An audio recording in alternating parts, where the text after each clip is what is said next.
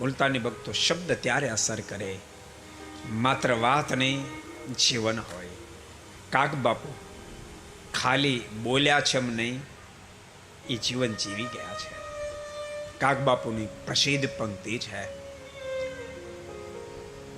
એ જે તારા આંગણીયા પૂછીને જે કોઈ આવે રે આવકારો મીઠો આપજે. આ ખરેખર આજથી નહીં, હું ભણતો હતો ને તમને બધાને ત્યારે આ ગુજરાતી પાઠ્યપુસ્તકમાં આ કાવ્ય આવતું હતું. આ મને તે દાડાની પંક્તિઓ બહુ જ ગમે છે. હું તો ચોથી પાંચમાં ક્યાં આવતું મને ખબર નથી, તે દાડાની પંક્તિઓ મને બહુ જ ગમે છે.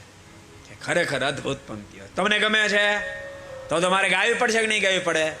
એકાદ કડી ગાઈ નાખી. હે જી તારા આંગણિયા એ પૂછીને જે કોઈ આવે રે આવકારો મીઠો આપજે રે.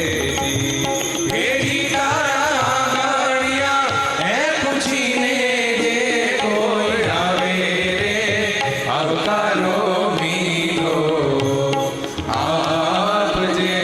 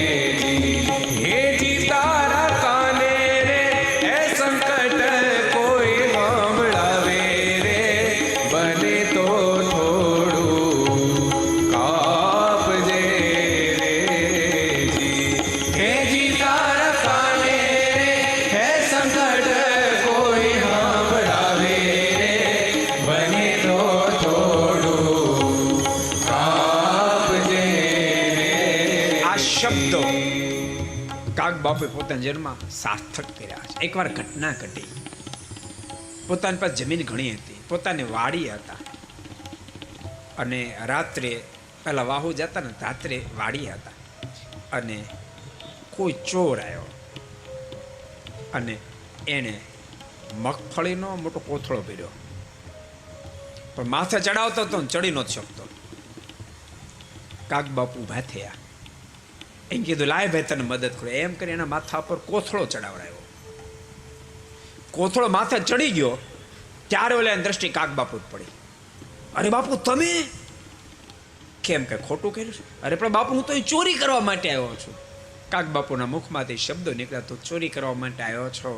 તારા ઘેરે બહુ જરૂર છે એટલે તું આવ્યો જ ન તો તું ચોરી કરવા માટે આવ્યો નહીં.